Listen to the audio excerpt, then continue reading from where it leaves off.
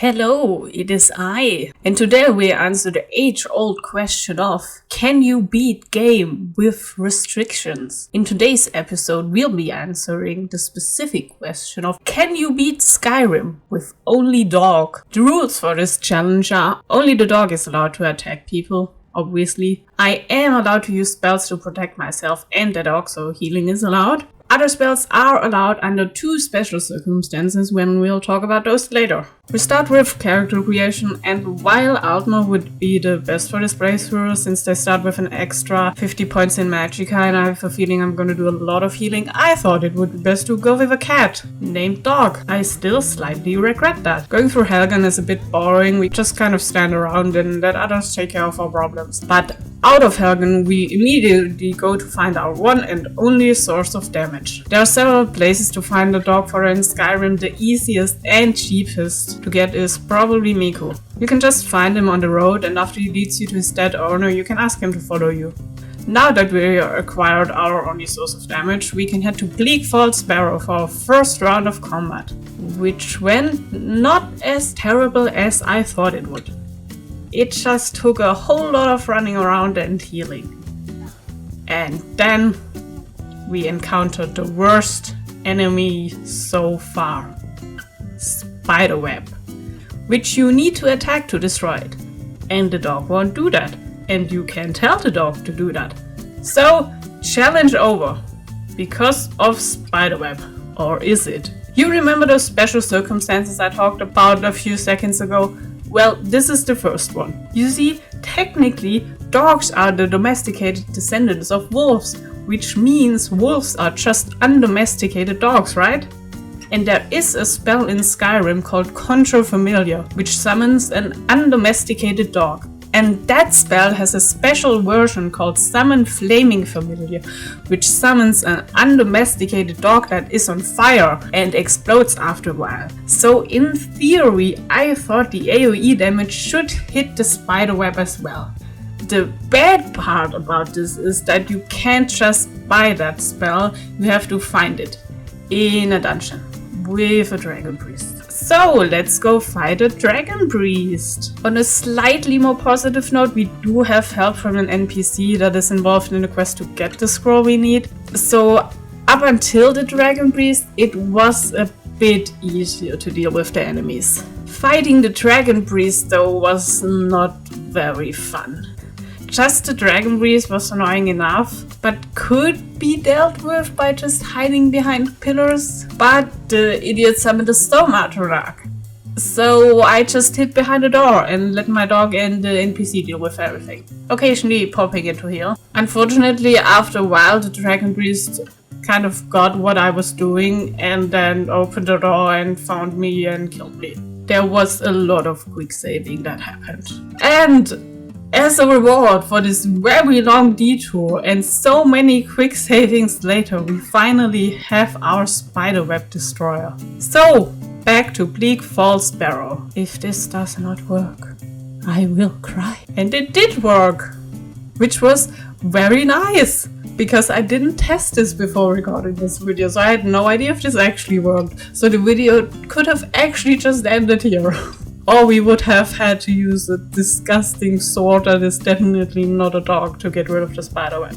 But anyway, after killing the evil creature responsible for the evil spiderwebs and then dealing with another evil spiderweb, we made it to the final boss. And after having to deal with a fireball slogging dragon priest, this one was quite relaxing in comparison. So we brought the special rock that we got to the wizard, and it was time for our first dragon fight. That also went pretty well, thanks to all the guards assisting. And it made me definitely not look forward to having to fight one all by myself.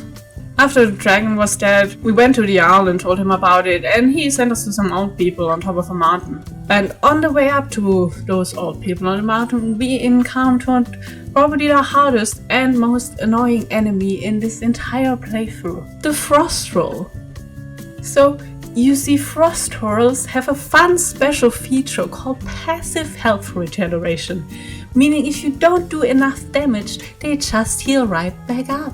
And with the measly amount of damage the dog does, it barely put a dent in the thing before it healed back up to full health. I tried luring the troll to an NPC that was in the area, but he took her out. I tried using the undomesticated flame dog to take him out. And while that did a decent amount of damage, by the time my magicka regenerated so I could cast it again, the damage was already healed, so I just blew the frost roll all the way down the mountain again into the town and hoped that maybe a bunch of farmers could take care of him. Which they did.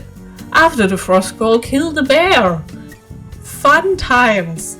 At some point in the blame storm, I actually remembered I could turn the difficulty down, so I went back to the troll here on novice.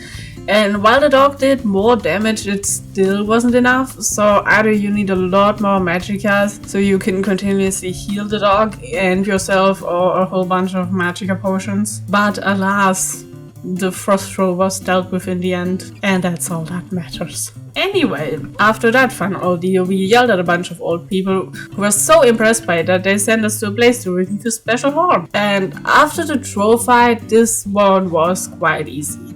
And no one died at all. The horn the old people sent us to look for wasn't there, just a note that sent us to talk to a rude lady who questions our yelling skills, so we had to prove it by fighting a dragon. The battle went fine, although I did lose sight of the dog at several points and I had to find him again so I could just tell he was actually still fighting the dragon and it wasn't just the rude lady doing all the damage. But hey, the dragon died in the end.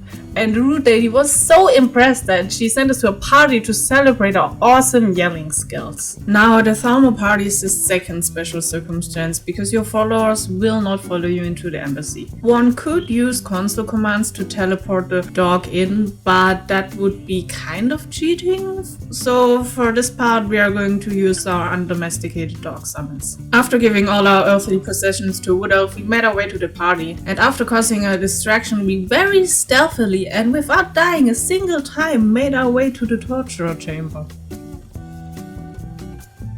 Where after also not dying a single time, we developed an amazing strategy for dealing with our enemies. The hiding behind furniture strategy. For some reason, when hiding behind a table, the enemy would not be able to attack me properly, and our undomesticated dog could just slowly bite away at the health bar. I freed the prisoner they had in there, and 2 more enemies showed up after the first were dealt with. And after a slight adjustment to the strategy, those were taken care of as well.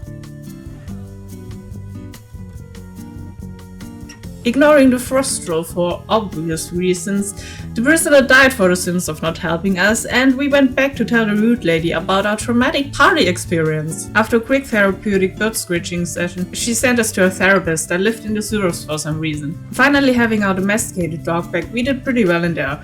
We found a therapist, but he was more concerned about our yelling skills than our mental health, and talked about the end of the world and that we were the chosen one to stop it or something like that. Saving the world did sound pretty neat, so we followed the therapist back to the rude lady's place. Talking happened, and all of us made our way to a very special place that would help us save the world. We ignored everything that happened outside and went straight into a cave, where we didn't really need to help that much. We shed some blood and learned of a special yelling power that could help us save the world. So back to the old people that knew about such things, and after yelling our way up a mountain, we got to talk to their leader, a dragon, who we needed to yell at to continue this quest. You have to do this, undomesticated flaming dogs don't work.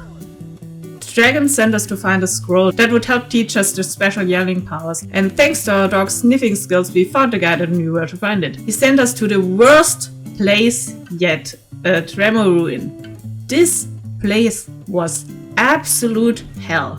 There was dying, a lot of running, and just so much pain, confirming my belief that Tremor ruins suck, and I hate them.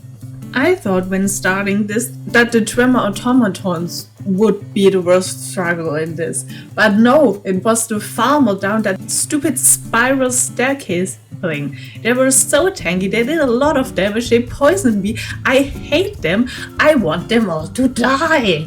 Anyways, after suffering more than ever before, we made it to the scroll, took it, and made our way back to the dragon leader of the old people. Here we read the scroll, learned the special yelling power, and used it to yell the bad evil world-ending dragon to the ground, so we could fight it. After the hell that was the Tremor ruin, this was shit. and not relaxing at all. This battle took some time. At some point I wasn't even really sure if he did any damage at all, because the health bar did not want to move. But after over half an hour of tiny little dog fights, we finally did it. The big bad evil dragon was near death, but before we could land the final bite, it flew away to a place one could only reach by flying. And since dogs can't fly yet, we had to trap a dragon and ask it to fly us there. Unfortunately, the guy that had the dragon trap was very angry with another guy and didn't want to help us unless they both attended therapy together. So after a big group therapy session led by the old people, everyone got along again and we were finally allowed to trap a dragon. So we did, with minor losses.